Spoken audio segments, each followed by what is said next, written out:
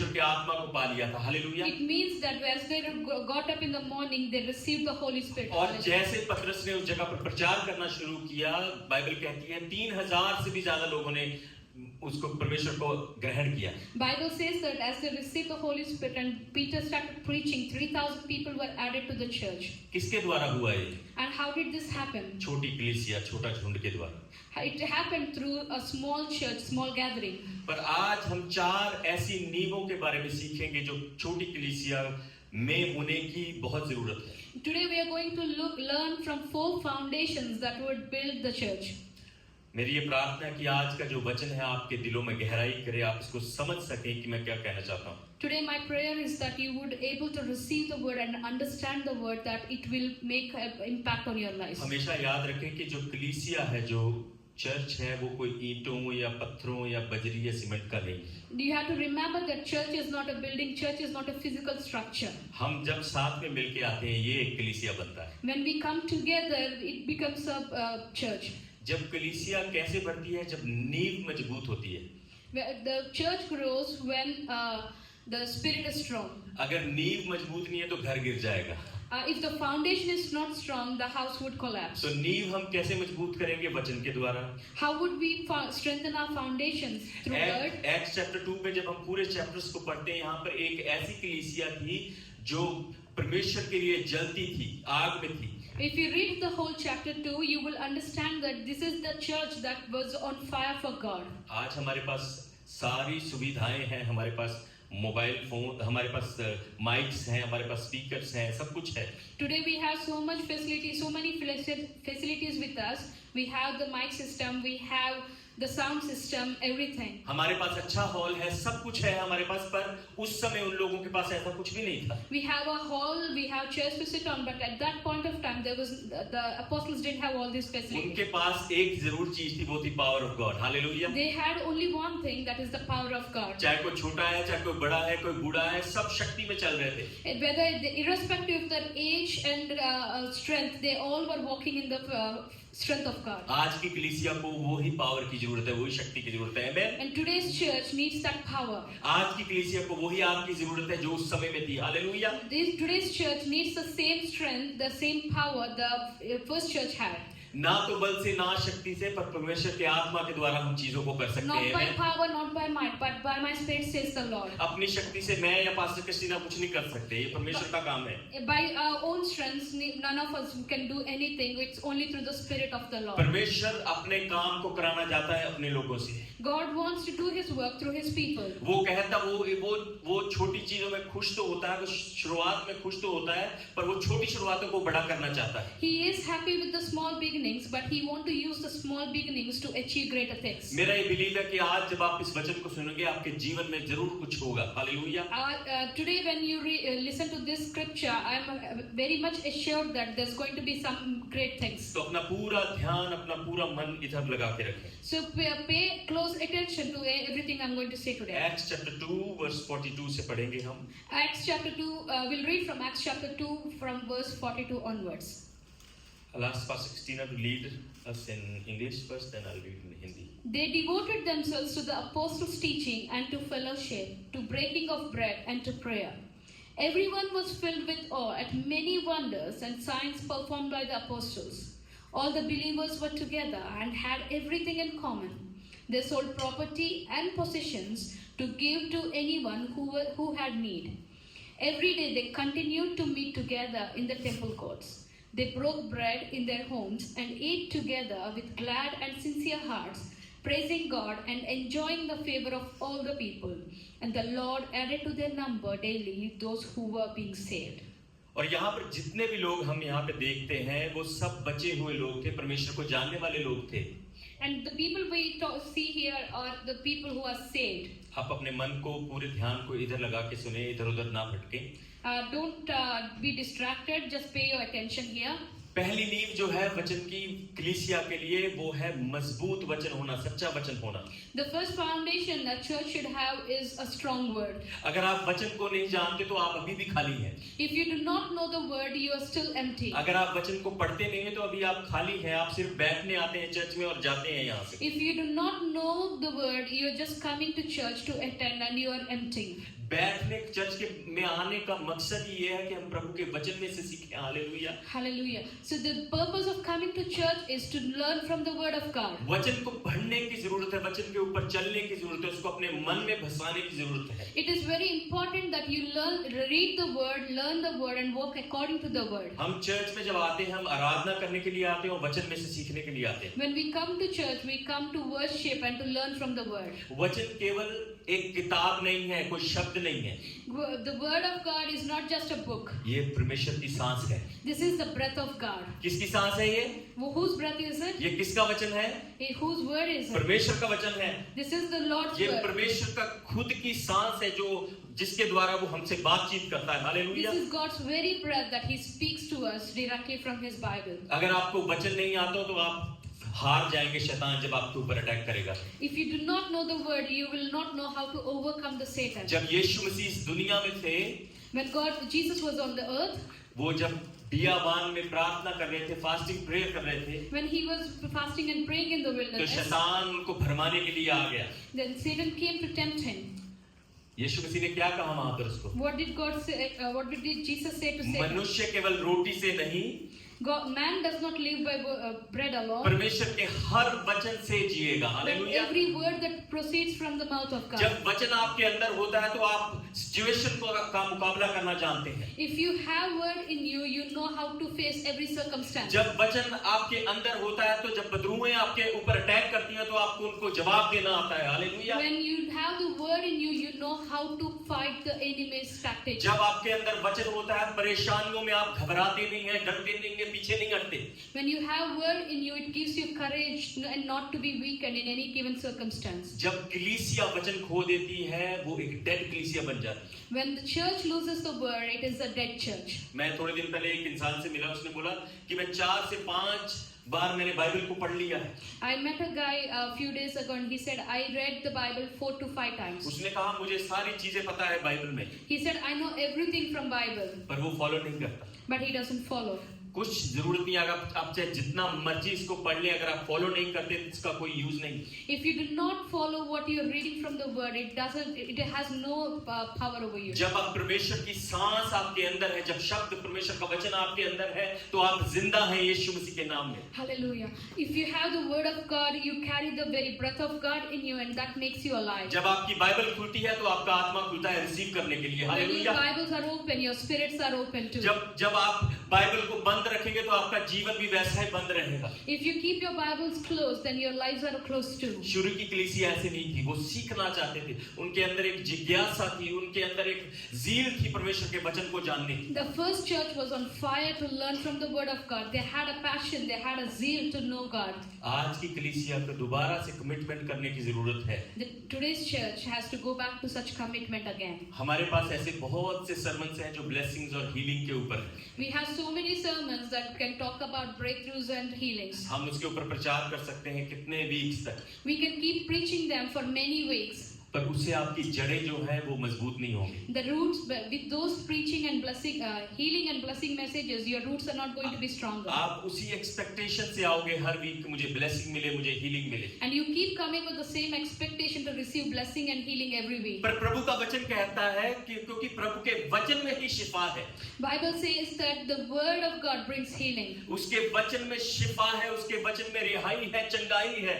The word of God brings healing and breakthroughs and freedom. उसके वचन में आजादी है, लिखा है Jeremiah 29:11, I can do all things through Christ who strengthen me. Bible, it's written in Bible that I can do all things through मैं Christ. परमेश्वर के द्वारा सब चीजें कर सकता हूँ। I can do all things through Christ who strengthens me. Psalms में लिखा है हमारा जो भरोसा है वो घोड़ों या रथों पर नहीं है, बल्कि जिंदा परमेश्वर के ऊपर है। Hallelujah. In Psalms it's written that some may trust in horses and chariots, but I trust in the name of the Lord. जब आप वचन को पढ़ना शुरू करते हैं, उसके ऊपर मनन करना शुरू करते हैं, तो वो आपके अंदर एक आग पैदा करता है। When you start reading the word, it creates a passion. It starts a fire in you. Jeremiah कहता है कि तेरा वचन मेरे अंदर एक आग की तरह जलता है। But Jeremiah, the book of Jeremiah says, your word is like a fire in my bones. जब आपके पास आग होती तो आप एक जगह पर खड़े नहीं रहते, आप चलते रहते, बताते रहते हैं परमेश्वर के वचन के बारे में। If you carry the fire of God in you, you can't be staying still, but you would keep moving, talking about the God. हमारी ये डिजायर है, हमारी ये इच्छा है कि वो सेम आग जो उस समय जल रही थी वो आज भी जलना शुरू करे यीशु मसीह के नाम में। This is our desire as pastors, that our church would be on fire, just like the first church in Bible. आपका रोज बाइबल पढ़ना आपको एक आपकी हैबिट बनना चाहिए। Reading Bible should become a habit in your lives. परमेश्वर के वचन में चलना, परमेश्वर के वचन में रहना एक हर चर्च का मकसद होना चाहिए। Reading the word and walking as per the word should be the focus of every church. यीशु मसीह ने पतरस को कहा, तेरा नाम पतरस है और तू एक चट्टान है और मैं तेरे ऊपर कलीसिया बनाऊंगा। Jesus said to Peter that you are the rock on whom I'll build my church. क्या आज परमेश्वर यीशु हमें कह सकते हैं कि तुम्हारा नाम ये है, मैं तुम्हारे ऊपर कलीसिया बनाऊंगा? Can God say the same thing to us this morning, saying that you are the rock on whom I want to build my church? जब आप वचन में पक्के होना शुरू करेंगे, उसको खुराक की तरह रोज लेना शुरू करेंगे, तो परमेश्वर अपना चर्च आपके ऊपर बनाएगा। If you start eating, living on the word of God every day, God will start doing great things through you. वचन पढ़ना एक एक्सरसाइज है हमारे जीवन के लिए। Reading word is like an exercise to our spiritual lives. जैसे एक एथलीट उस ओलंपिक में खेलने के लिए एक्सरसाइज करता है, हर रोज वो मेहनत करता है क्योंकि उसका गोल जो है वो ओलंपिक का मेडल जीतना है। Like every athlete who prepares to participate in Olympics, they train themselves on a daily basis. The same way we should be filled with word on a day-to-day basis. अगर आप चाहते हैं कि परमेश्वर का वचन, परमेश्वर के वो सदा का जीवन आप जिए, तो परमेश्वर के वचन को पढ़ना सीखें, उसमें पढ़ना सीखें। Hallelujah. If you desire to have that everlasting life with God, it's very important that you dwell in the word of God. जब आपके अंदर वचन होगा तो आप किसी परेशानी या किसी चीज से डरोगे नहीं, बल्कि बढ़ते रहोगे। If you have the word of God within you, you will not be scared of anything coming your way, but instead you will keep moving forward. जब आपके अंदर वचन होगा तो आप झूठ बोलने से, चोरी करने से, बुरी चीजें करने से डरोगे।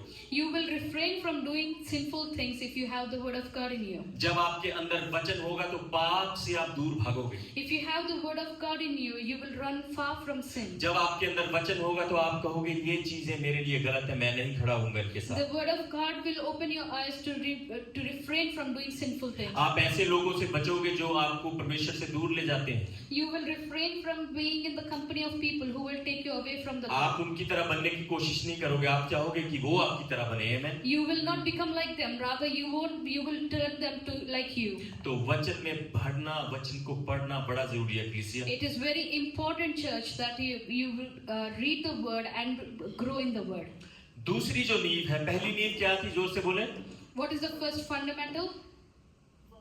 वर्ड, वचन को पढ़ना है। आमीन। दूसरी नींव है वो है संगति। The second foundation is fellowship. संगति जो है वो एक चर्च में बहुत इंपॉर्टेंट टॉपिक है। The fellowship is a very important topic in any given church. अगर आप चर्च में आते हैं और वापस चले जाते हैं जल्दी से, तो आप परमेश्वर में ग्रो नहीं करेंगे जब तक आप संगत नहीं करेंगे। And you will not grow in the Lord unless you learn to fellowship with the church after the church. आप चाहे कोई भी हो, कोई भी ऑफिसर हो, बोलेंगे मैं इन लोगों के बीच में नहीं बैठ सकता, मैं आकर बस चला जाऊंगा, आपको शैतान जरूर पकड़ेगा। You will be attacked easily if you are not part of a fellowship and not willing to be part of a fellowship. संगति का जो ग्रीक वर्ड है वो है कोनोनिया। The Greek word for fellowship is koinonia.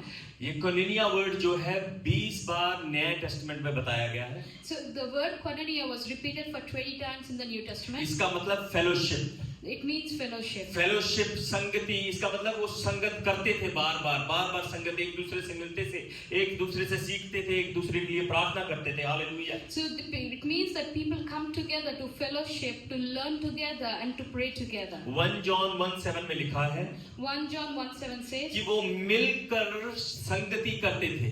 it says that they came together and fellowship together. उनके जो relationship थे आपस में क्लोज थे, वो एक दूसरे को अच्छे अच्छे से जानते थे और वो कोनोनिया करते थे, संगति करते थे। It means that the people in the first church, they came together and they fellowship together. जैसे मैंने पहले कहा, ये जो चर्च है वो बिल्डिंग खंभों की, बजरी की, रेत की नहीं है। As I said in the beginning, that the church is not about the physical structure. Church जो है कोई कॉर्पोरेट ऑफिस नहीं है। Church is not a corporate office. Church जो है वो एक परिवार है।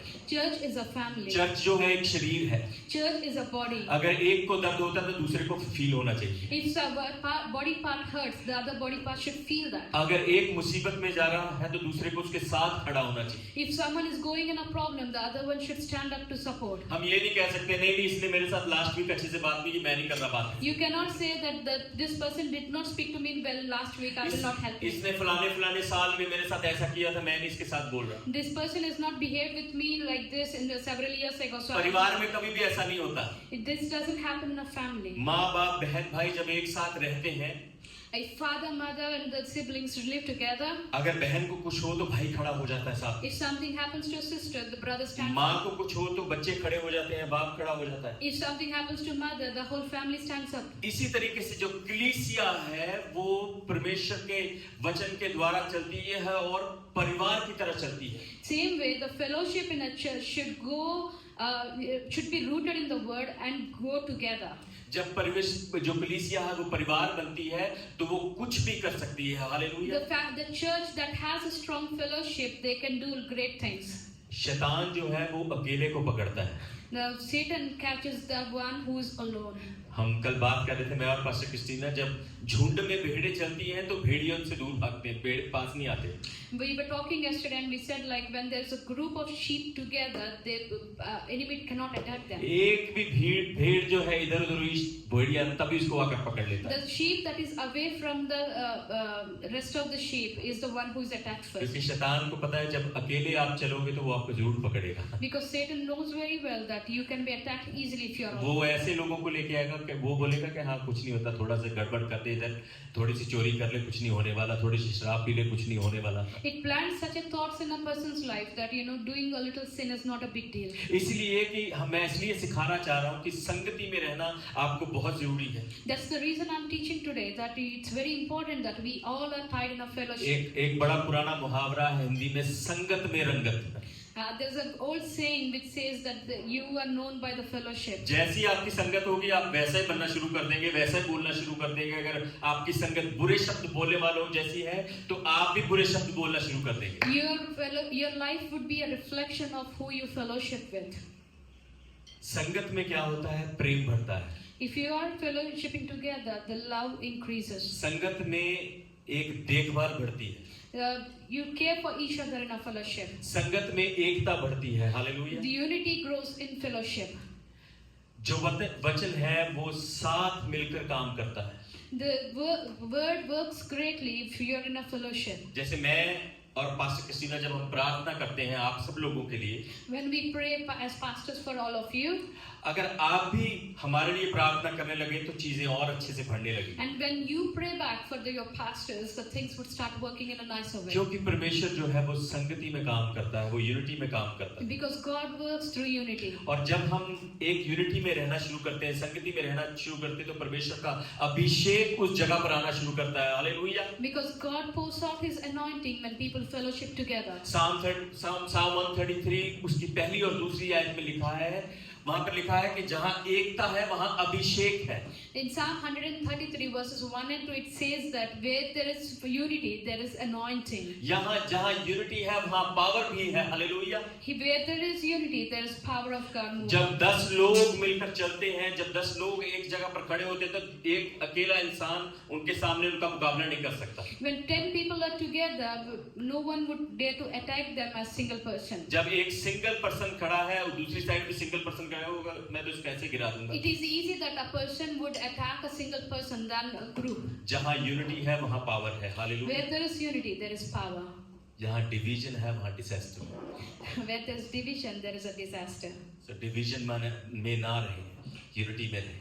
Let's hope not to be divided, but to be together in fellowship. एक जो सिंगल खंबा जो होता है वो जब किसी घर के ऊपर गिरता है तो घर तोड़ देता है. A single pillar, if a house loses a single pillar, it can bring down the whole house. पर चार जो खंबे हैं वो पूरे घर को संभाल के रखते हैं. The four pillars of the house makes the house stand strong. तो ऐसे खंबे ना बने, आप ऐसे खंबे ना बने कि आप संगत से दूर भागे, बल्कि जुड़ के चलें. Hallelujah. Do not be a pillar that weakens the fellowship, but be a pillar that strengthens the fellowship. मैं आज एक घोषणा करता हूँ, यीशु मसीह के नाम में इसको रिसीव करें. हम एक अच्छी कलीसिया बनेंगे जो यूनिटी में रहेंगी. हालेलुया. Hallelujah.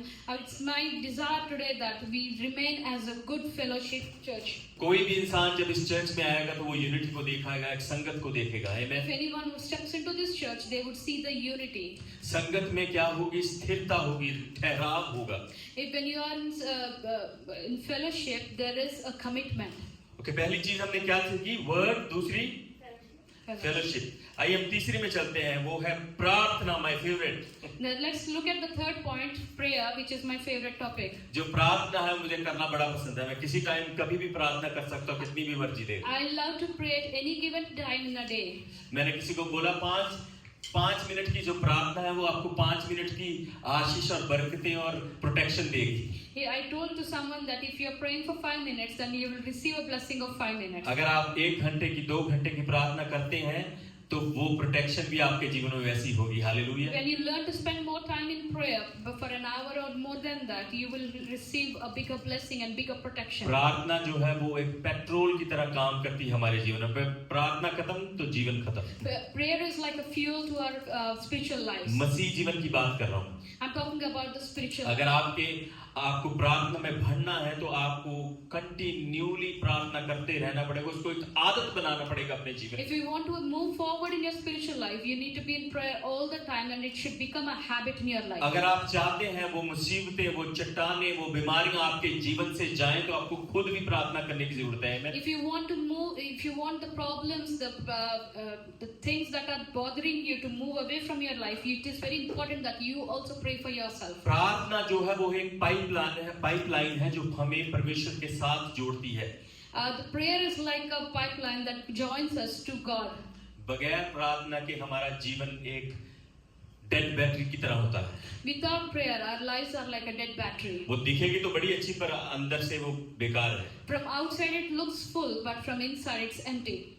दुनिया के जितने भी बड़े प्रचारक हुए हैं, जब वो प्रचार करते थे तो thousands and thousands people, बहुत से लोग, हजारों लोग उनके लिए प्रार्थना करते थे, इसलिए वो succeed. If you see any famous speakers today, they are famous because they have been praying for thousands and thousands of people. जब आप प्रार्थना में तगड़े होते हैं, प्रार्थना में मजबूत होते हैं, तो शैतान आपके आसपास भी नहीं भटकता. If you are strong in prayer, then the Satan cannot move around you. आज हमारी प्रार्थना का जीवन कैसा है हमारे घर पे? How is the prayer life this today? क्या हमें इनफ टाइम मिल रहा है प्रार्थना करने के लिए, या सुबह उठते 2 मिनट प्रार्थना की और भाग गए? Are we spending enough time in prayer, or just making 2 minutes prayers and running away? या 5 मिनट प्रार्थना की और बोला प्रभु यीशु मसीह बाय बाय, शाम को मिलेंगे. If you're making 5 minutes prayer and saying Jesus bye bye and I'll see you in the evening. कई लोग सुबह प्रार्थना करते हैं 1 मिनट और शाम को 1 मिनट, बस सोने से पहले उठने के बाद. Some people pray for a minute in the morning and a minute in the evening. परमेश्वर के लिए, जैसे मैंने एक दिन प्रचार भी किया था कि स्पेसिफिक टाइम निकालें प्रार्थना के लिए, अगर आप बड़ी चीजें देखना चाहते हैं अपने जीवन में. I preached this earlier also that we need to take out a specific time in our daily lives to pray before God. जब कलीसिया प्रार्थना करती है तो स्वर्ग खुलना शुरू होता है.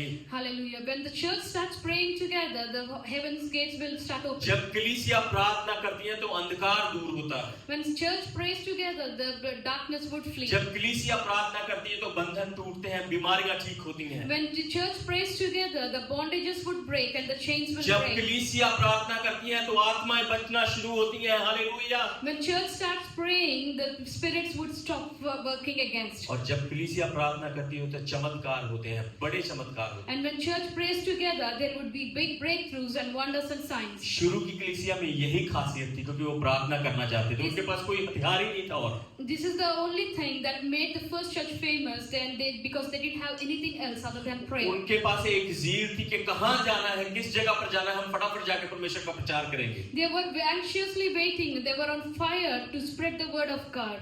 इसलिए कौन कौन सी जगह पर चले गए, कैसे कैसे उनके साथ काम हुए, लोगों को मारा पीटा गया, उल्टा लटकाया गया प्रभु के वचन के लिए, पर फिर भी वो पीछे नहीं हटे. The apostles, because of this power they carried in them, they went to the ends of the world carrying the gospel, but nothing stopped them. आपको पता है कई लोग जिनका बाइबल में भी नाम नहीं है, वो ऐसे लोग थे जिन्होंने बहुत से लोगों को बचाया और बहुत से लोगों तक परमेश्वर का काम पहुंचाया, वो जिंदा मार दिए गए. There are many people whose names are not mentioned in the Bible, but they have carried the gospel to many places and made sure many received salvation, and they have sacrificed their lives. जो प्रभु यीशु मसीह है वो Asia में पैदा हुए, Bethlehem में. Jesus was born in Bethlehem in Asia. प्रभु यीशु मसीह कोई विदेश का प्रभु नहीं है, मसीह नहीं है, खुदा नहीं है. Jesus is not a Western God. He is from Asia. वो कोई अमेरिका से एक्सपोर्ट नहीं हुआ. God is not exported from America. वो एशिया में पैदा हुआ. God was born in एक Asia. छोटी सी जगह पे. Yes, in a small place. बहुत से लोगों ने मसीहत को रोकने की कोशिश की. Many people tried to stop his ministry. कि ये मसीही कभी बढ़े ना. That he wouldn't progress in his ministry. बहुत से लोगों ने मसीहों को मार दिया, बहुत ज्यादा दुख दिया. Many people have killed Christians and persecuted them. पर ये प्रचार उसका कभी भी रुका नहीं. But the word of God never stopped. जो थॉमस था वो पहली बार इंडिया में परमेश्वर का प्रचार लेके आया. Thomas was the first apostle to carry the gospel to India. वो जब प्रचार, उसने बहुत से लोगों को, उसको भाषा भी नहीं आती थी, खाना पीना भी नहीं पता था, फिर भी उसने एक ज़ील के साथ परमेश्वर का प्रचार किया, भाषा सीखकर.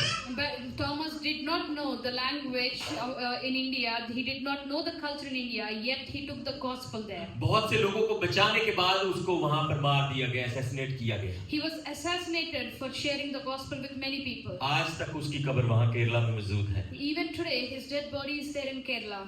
क्यों किया सिर्फ ये सब कुछ? Why did he do all this? एक ज़ील थी उनके अंदर. He carried that passion, that कि fire. प्रभु के प्रचार को लोगों तक पहुंचाना है, बचाना है रूहों को. That he has to carry that gospel to the ends of the world and to make sure people receive salvation. ये सिर्फ प्रार्थना के द्वारा हुआ. And he could do whatever he could only ये through सिर्फ prayer. परमेश्वर की पावर के द्वारा हुआ. He could do all this through the power of आज God. मैं आपको चुनौती देता हूँ कि आप कितने लोगों को परमेश्वर का प्रचार सुना सकते हैं. I give you a choice today. How many people you would share the gospel? आपके काम पर कितने लोग हैं जिनको आप कह सकते हैं कि प्रभु यीशु मसीह आपको प्यार करता है, वो आपको जानता है. How many people can you share at your work that God loves them? पर ये लोगों ने किसी चीज की चिंता नहीं की, अपनी रेपुटेशन की, पैसे की, किसी चीज की चिंता नहीं की, बल्कि परमेश्वर के प्रचार को फैलाया. But hallelujah. Bible says that these people did not care for anything. Nothing stopped them, neither their reputation, neither the money, neither the comforts. But they took the word of God to the ends of the world. आज कलीसिया को फिर से अपने घुटनों पर आने की जरूरत है और प्रार्थना में बढ़ने की जरूरत है. It's very important that the church has to come back to the place to be on their knees for the gospel to spread. कल शाम हम एक बर्थडे मीटिंग में थे, बर्थडे पार्टी में थे. Yesterday we were at a birthday party. और वहाँ पर जो होस्ट था उसने मुझे कुछ बोलने का मौका दिया, गाने का मौका दिया. The host of the party gave me an opportunity to sing a song. थोड़ी देर बाद जब प्रेयर मीटिंग खत्म हुई, After some time when the prayer got over, तो वहाँ पर कुछ क्रिश्चियंस मुझसे मिलने आए. some Christians came to meet me. बोले बड़ा अच्छा था, मजा आ गया, हम भी क्रिश्चियंस हैं, हम पुराने क्रिश्चियन हैं. They said we enjoyed the song. We are also old Christians. और आप बिलीव नहीं करेंगे, उन्होंने सब ने पी हुई थी. You wouldn't believe that they all were drunk. वो सब पिए हुए थे, थोड़ी थोड़ी सबने लगाई हुई थी. Each one of them had some drink. हम जब आते हुए बात कर रहे हैं, पास्टर कृष्णा को बोले थे ये कैसा जीवन जी रहे हैं लोग.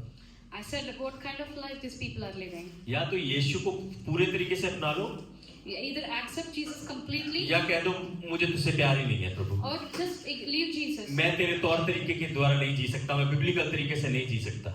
Either choose God or say I cannot choose. अगर आप दो बेड़ियों में चलोगे, दो नावों में चलोगे तो हमेशा ही डूबोगे. If you try to sail on two boats, you will always sink. अगर आप कहोगे नहीं नहीं कुछ नहीं होता, थोड़ा सा मैं इधर भी चला जाता हूँ, थोड़ा सा उधर भी चला जाता हूँ, आप कभी भी परमेश्वर को जान नहीं पाओगे. You will never know God if you are both in the worldly ways and try to be godly. कई लोग तो ये भी बोलते हैं प्रभु यीशु मसीह आपको नहीं पता मैं कैसी सिचुएशन में से जा रहा हूँ. Some people even tell God that you don't know what situation I'm in. इसलिए जब थोड़ी से मैं कर लूंगा या थोड़ा झूठ बोलूंगा तो सब ठीक हो जाएगा, वो problem. So it's okay for me to lie a little bit or live a sinful life for a little while. या मैं आपके बाद में आपसे माफी भी मांग लूंगा. And I'll come back and say sorry to you, God. ऐसा नहीं होता. It doesn't work like that. अगर आपको चलना है तो मसीही जो जीवन है वो एक सलीब को उठा के चलने वाला जीवन है। The godly life costs you to carry your cross. यीशु को अपना कहना जैसे कांटों की राहों पर चलना। Accepting Jesus is like walking on thorns. अगर आप सच्चे मसीही बनना चाहते हैं तो कांटों पर चलना सीखें। If you want to be a real Christian, you should learn to walk on the thorns. क्योंकि मसीही जीवन जो फूलों की सेज नहीं है। Because the Christian life is not a bed of roses. आप जब मसीही से बाहर होंगे तो सारी ब्लेसिंग्स आपके पीछे पीछे चलेंगी। If you are outside God, you will see all riches and favors upon you. जब आप मसीह के बाहर होंगे तो कोई भी शैतान के अटैक आपके जीवन पर नहीं होंगे। If you are outside God, there is no satanic attack on you. क्योंकि शैतान जानता है आप उसके हैं। Because Satan knows that you are his. जब आप मसीह में आना शुरू करोगे, थोड़ा वचन पढ़ना शुरू करोगे, प्रार्थना करने शुरू करोगे, अटैक होने शुरू हो जाएंगे। When you come to God and you start living this godly life, it will start disturbing you. वो ही समय है जब आपको मजबूत बनना है।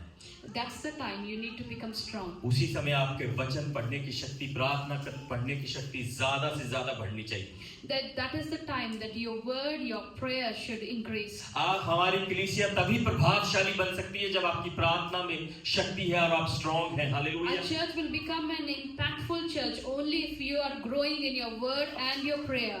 अगर आप प्रार्थना में वीक हैं तो आप कभी भी स्ट्रांग नहीं बन सकते। If your prayer life is weak, you can never be a strong Christian. आपको अपने घर को, अपने चर्च को, अपनी संगति को प्रार्थना करना सिखाना है। वो कहने, लोगों को कहना चाहिए, हाँ ये बंदा प्रार्थना करने वाला बंदा। You should learn to pray in your family, in your church and in your fellowship, that people should identify you as a prayerful person. फिर हमें नंबर्स मैटर नहीं करेंगे कितने लोग यहाँ पर बैठे हैं। Then the numbers in this church won't matter. फिर वहां पे परमेश्वर की जब हजूरी को आप फील करेंगे, उसकी प्रेजेंस को फील करेंगे, तब आप उसके नाम को महिमा कर देंगे और प्रार्थना में बने रहेंगे। Because the numbers would not reveal the presence of God, but your prayer life would reveal the presence of God, and that is the only impactful thing in your life. प्रार्थना करना सीखें, वचन में बढ़ना सीखें। Hallelujah. Learn to pray and learn to grow in word. पहली चीज हमने क्या सीखी? बोलिए। दूसरी Fellowship. और तीसरी, चौथी जो है वो जेनरोसिटी और यूनिटी। फिर से The fourth point is the generosity and unity of church. जो दुनिया वो कहती है संभाल के रखो भैया, किसी को देना नहीं है। But the world says that save for yourself. पर प्रभु यीशु कहता है अगर तुम्हें दो तो मैं तुम्हें और भरूंगा। But Jesus says, give and it shall be given back. अगर तुम मुझे दोगे तो मैं तुम्हें और दूंगा। If you give to me, you will not go back. यहाँ पे मैं पैसे की बात नहीं कर रहा हूँ, यहाँ मैं बात कर रहा हूँ आपके समय की, आपके जीवन की, आप किस तरीके से जीते। I'm not talking about money here, but I'm talking about your lifestyle, your time to God. कई लोगों को बने बनाए चूल्हे पे, बने बनाए गर्म तवे पे रोटियां सेकने की आदत होती है। Some people love to make their rotis on a hot pan. किसी ने ऑलरेडी मिनिस्ट्री स्टार्ट कर दी, वहां पर जाकर उनको बड़ा मजा आता है बोल के। They like to dwell in the ministries that are already powerful and impactful. किसी ने बड़ी अपॉर्चुनिटी दे दी तो वहां पर जाकर वो बड़ा बोलने की कोशिश करते हैं कि हम देखो कितने बड़े चर्च में हैं। It always looks pleasant if you're given a big opportunity in a big church to serve. पर मजा तब आता है जब आप खुद लकड़ियां इकट्ठा करो, चूल्हा जलाओ, अपनी आंखों को जलाओ, फिर रोटी बनाओ। But it is more meaningful when you have to do all the things from scratch. ये कैसे होगा? How does it work? कैसे चर्च बढ़ेगा? How does the church? आप में से कईयों ने देखा है कि हमारे पास सिर्फ 6 लोग थे जब हम यहाँ पे स्टार्ट किए थे। Well, some people would have seen that we were only 4 people when we started. 1 साल पहले, That is a year ago. 6 महीने तक कोई भी नहीं।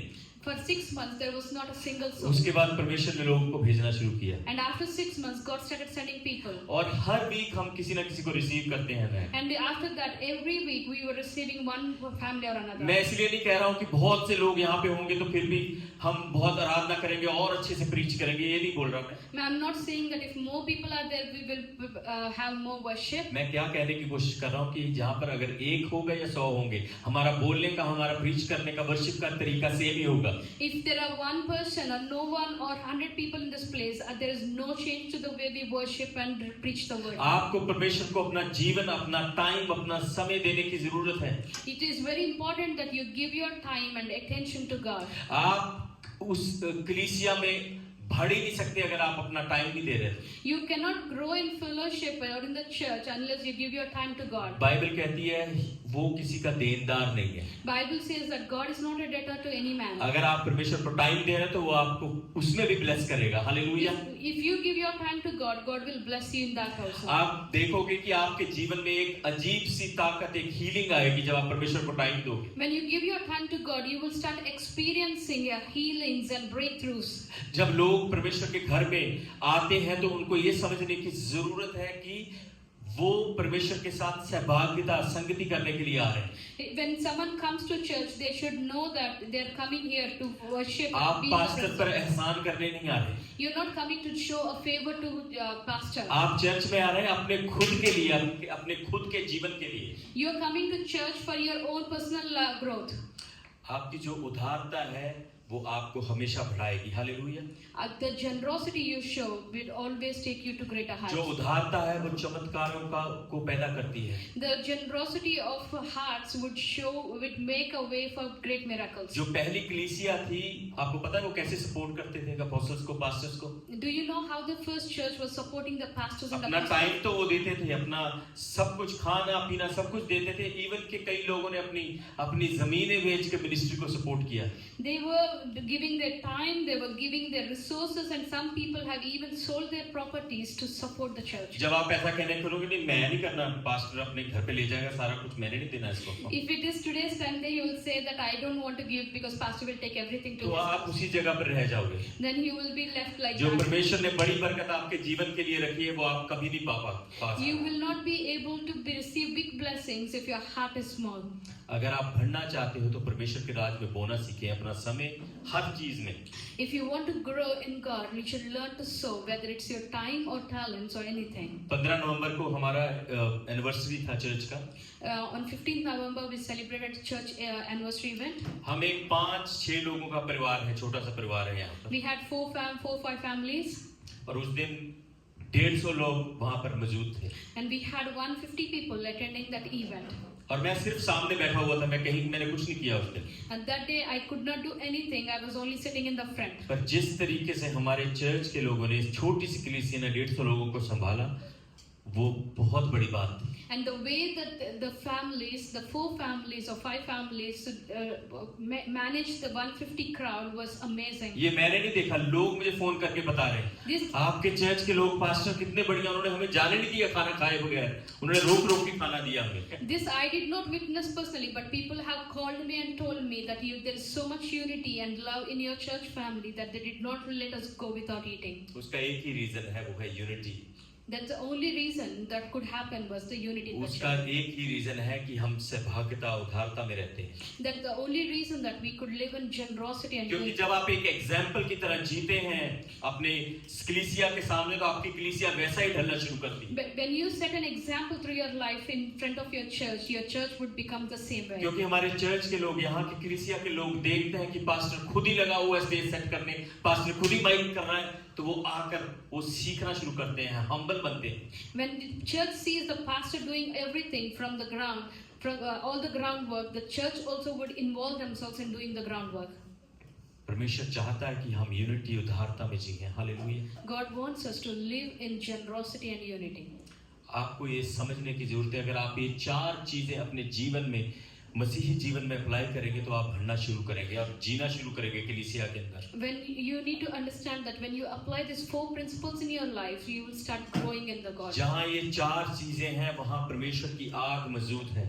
Where these 4 things start working, the fire of God would start functioning. जहाँ ये 4 चीजें मौजूद हैं वहाँ चमत्कार है। Hallelujah. Where these 4 things start functioning, the miracles would start वहाँ working. शैतान या बदरूहें एंटर नहीं कर सकती, यहाँ पे ये 4 चीजें मौजूद हैं। Hallelujah. There is no room for Satan or the evil spirits when these 4 things function. जहाँ ये 4 चीजें मौजूद है वहाँ शैतान दूर से देख के भाग जाएगा। When Satan sees these 4 things, it would run from far.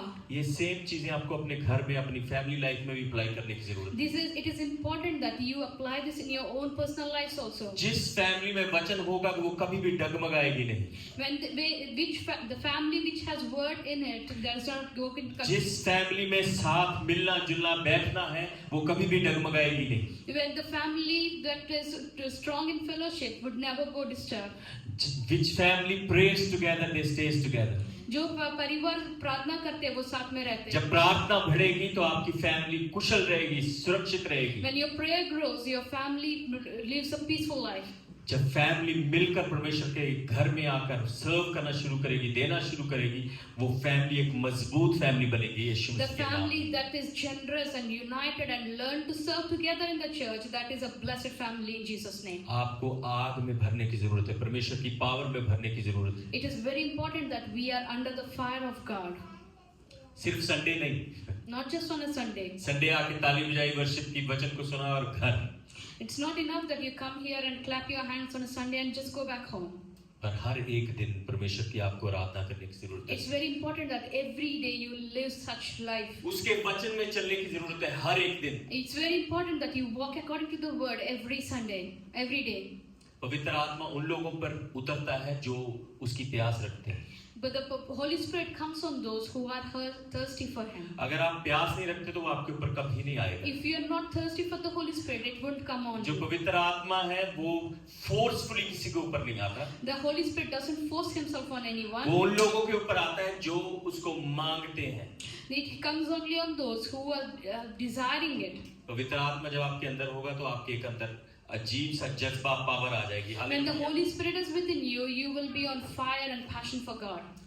मेरी ये एक इच्छा है कि मैं चाहता हूँ कि हमारा एक ये जो चर्च है, ये जो छोटी सी झुंड है, कलीसिया है, ये आत्मा में भरी कलीसिया है. I just pray and we desire that our church is with church filled with power and spirit. जब कोई पहली बार यहाँ पर आए तो परमेश्वर की प्रेजेंस को महसूस करे. When someone comes for first time, that they experience the presence of जो God. पहली बार जो भी इंसान इस जगह पर एंटर हो वो हजूरी से भर जाए. And hallelujah. whoever comes here, we desire and pray that they will be filled with God's spirit. मैं आत्मा में देख रहा हूँ हमारे परिवार जो है यीशु मसीह के नाम में बदलने जा रहे हैं. Hallelujah. In the spirit, I can see that our family is going to grow. In Jesus' हमारे name. परिवार जो है यीशु मसीह के नाम में प्रार्थना में बढ़ने जा रहे हैं. Hallelujah. I'm seeing in spirit that we are going to be a church growing in power and हमारे prayer. परिवार जो है वचन में बढ़ने जा रहे हैं. यीशु मसीह के नाम में इसको रिसीव करें. I'm sensing this in my spirit that we are going to grow in the word. And हमारे receive this परिवार word. वो हर चीज आशीष, वो हर चीज को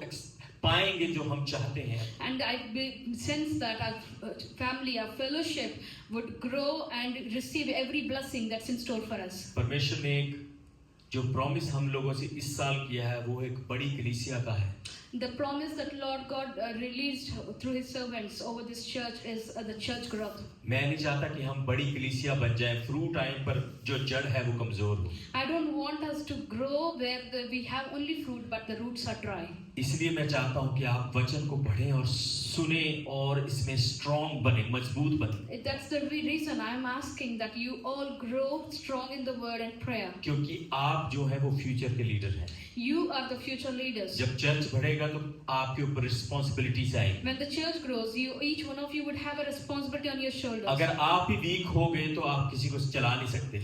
If you are weak, you cannot lead anyone else. अगर आपका ही हाथ दर्द, शरीर दर्द है तो आप किसको कैसे पकड़ के चला सकते हैं? If your body parts are weak, how can you help someone else to move forward? आपको वचन में और प्रार्थना में स्ट्रांग होने की जरूरत है. It's very important that you grow strong in the word. आपको वचन में बढ़ने की जरूरत है. Hallelujah. You have to grow in the word. आइए अपने पैरों पर खड़े हो जाएंगे हम. Come on, let's stand to our feet this morning. Hallelujah. धन्यवाद हो परमेश्वर. आज का वचन आपके जीवन में एक गहरा घाव करे कि आप इसके ऊपर हमेशा चलते रहें. Hallelujah. My desire is that this word would be rooted in your hearts and you keep moving forward in Jesus' name. आप इस वचन पर चलना शुरू करें जो आपने आज सीखा है. ये चार चीजें, वर्ड, यूनिटी, वर्ड, फेलोशिप, प्रार्थना और generosity. I encourage you that you follow these four principles in your prayer life. इसको अपने घर में यूज करना शुरू करें. Use this in your spiritual life. इसको अपने ऑफिस में यूज करना शुरू करें. Use काम पर this शुरू in करना your शुरू करें. at your workplaces. अगर आप बड़ी ब्लेसिंग्स को देखना चाहते हैं अपने जीवन में, If you want hallelujah. to see big breakthroughs. अगर आप चाहते हैं कि परमेश्वर आपके जीवन में काम करे, इनके ऊपर काम करें, If you want to see God's hand in your lives, वचन में बढ़ें, just grow in the word. वचन को पढ़ें. Just read the word. क्योंकि जब आप वचन पढ़ते हैं तो वो हमारे जीवन में एक शांति देता है और हमें रास्ता दिखाता है एक मैप की तरह. Hallelujah. The word is a direction to our feet. परमेश्वर आपको आशीष दे. May God bless you. Hallelujah. Thank you, Jesus. Come on, let's take a moment.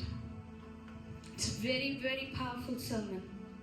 ये बहुत powerful sermon है, हमारे ऊपर रिलीज किया गया.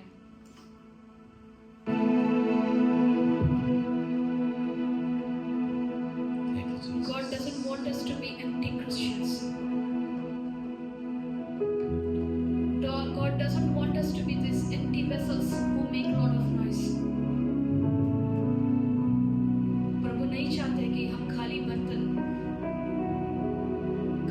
बन के रहे.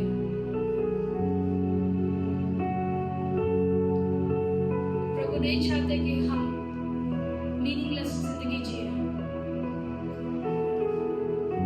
प्रभु का लाख लाख शुक्र है आज का दिन का कि हम ये वचन सुन पाए. प्रभु का लाख लाख शुक्र है कि हमें ये डायरेक्शन मिल पाए. अगर आप इस जगह पे हो, आप एक्सीडेंटली इस जगह पे नहीं आए हो, आप इस जगह पे हो क्योंकि प्रभु चाहते हैं कि आज का दिन आप यहाँ पे हो. आप चाहे बूढ़े हो या चाहे जवान हो और चाहे मिडिल एज हो. आप सोच सकते हैं इस उम्र में मैं क्या कर सकती हूँ, क्या कर सकता हूँ.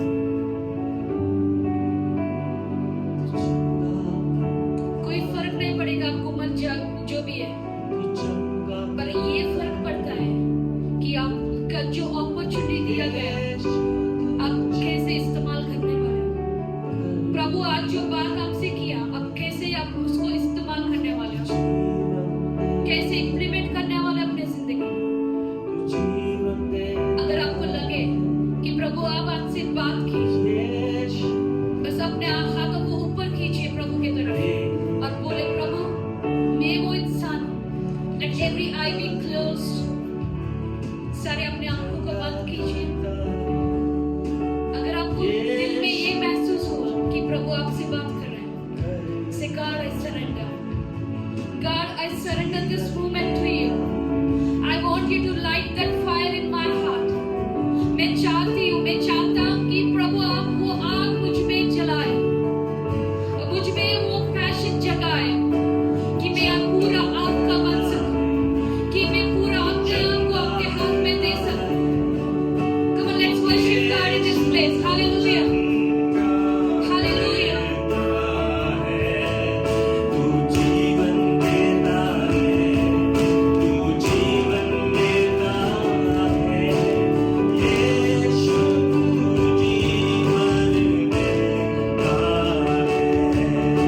तू चंगा करता है, तू चंगा करता है. यीशु तू चंगा करता है. तू जीवन देता है, तू जीवन देता है. यीशु तू जीवन देता है. यीशु तू जीवन देता है. God we surrender. हम अपने आप को humble करके आपके presence में आए. We need that fire. We need that passion. We need that jazbat. We need that desire. We need that direction. We need that fire.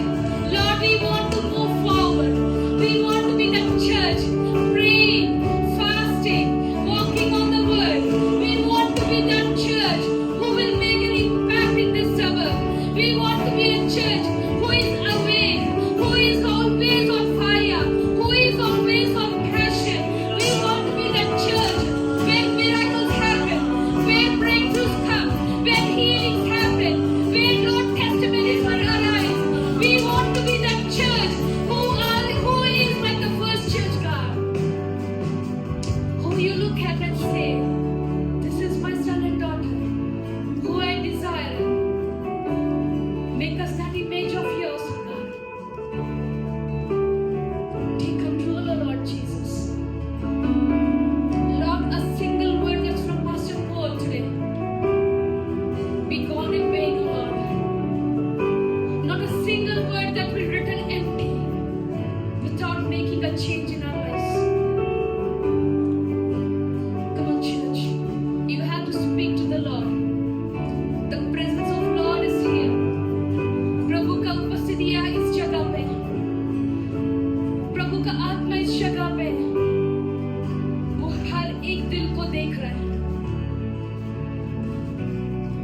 make a sincere prayer before God this morning.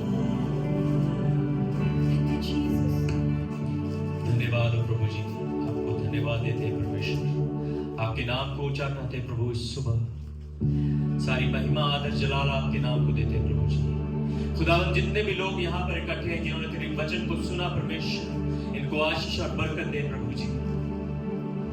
इनके जीवनों में काम करना शुरू करे परमेश्वर, तेरा पवित्र आत्मा इनको छुए यीशु मसीह के नाम में, और तेरे साथ ज्यादा से ज्यादा क्लोज रिलेशनशिप में चलना शुरू करे परमेश्वर। तेरे वचन को पढ़ना शुरू करे प्रभु जी।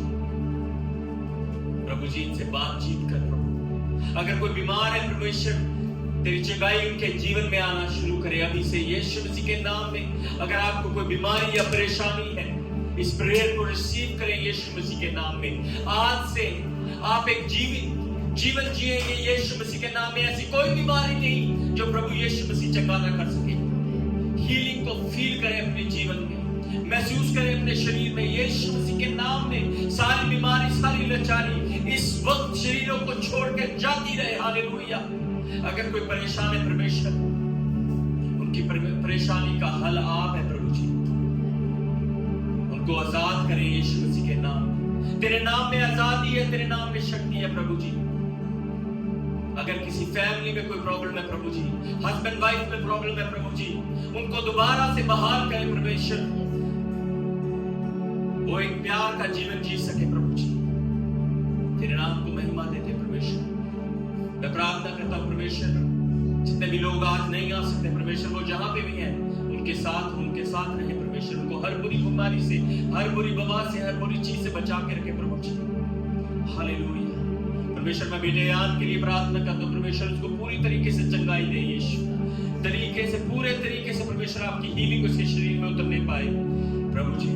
हम सबके साथ हो इस पूरे वीक में परमेश्वर, हमारे आने जाने में हमारी मदद करें। हमें अपने लहू में, अपनी प्रेजेंस में ढक के रखे परमेश्वर। अपनी पवित्र आत्मा की अगुवाई के द्वारा चलाएं प्रभु जी। सारा जलाल, सारी महिमा, सारी प्रस्तिश, सारी स्तुति, सारी वर्शिप तेरे नाम के लिए प्रभु जी। ये प्रार्थना हम तेरे बीच है, तेरे सुंदर, तेरे जलाली नाम में मांगते हैं, और सब कहे मिलकर आमीन आमीन। Now may the grace of our Lord Jesus Christ, love of the Father, sweet fellowship of the Holy Spirit be with us now and forevermore. Amen. Amen. God bless you all. You have a great week. God bless you.